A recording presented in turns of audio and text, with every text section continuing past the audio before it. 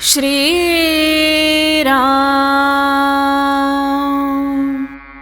मला जनप्रियत्व फार आवडतं. इथून जाणाऱ्या मंडळींना निरोप देताना मला खरोखरच फार वाईट वाटतं. पुन्हा आपली भेट होईल की नाही ते काही सांगता येत नाही.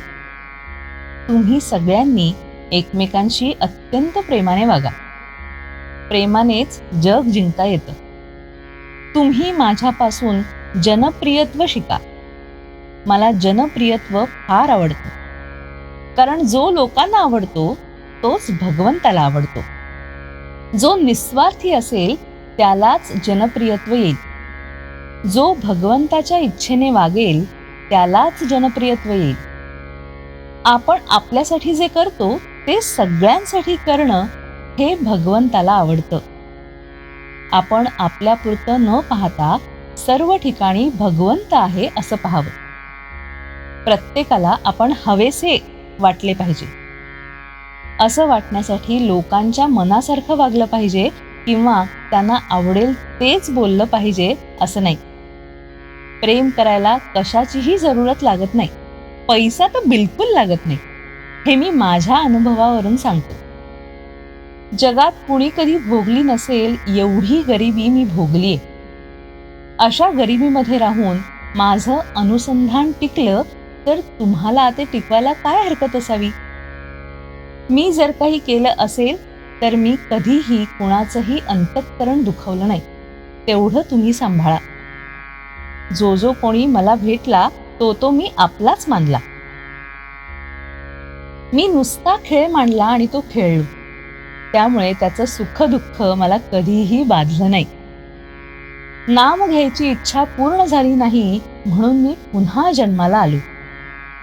मला तुम्ही सगळे रामरूप दिसत आहात.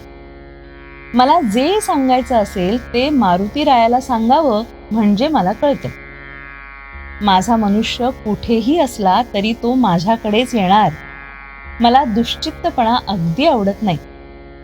ज्यांनी माझी निंदा केली असेल त्यांना तर मी कोण हे कळलंच नाही.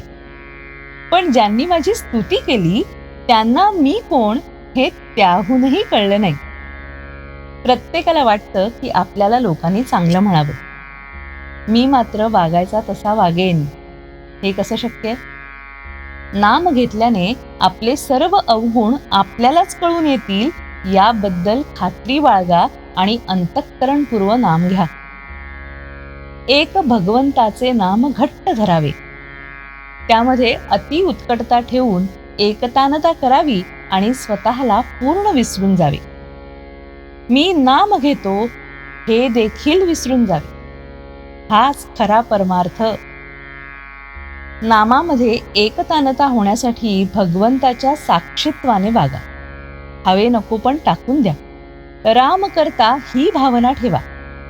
विषय मालकीने भोगा आणि आपला गुण भगवंताकडे लावा. लहान मूल होऊन देवाकडे जा. रामाला आपलं सुख दुःख सांगा. देहभोगाला कंटाळू नका. काळजी घ्या पण काळजी करू नका आणि निर्भय बना आणि अशा रीतीने जिवंतपणे आपलं मरण पहा. श्रीराम.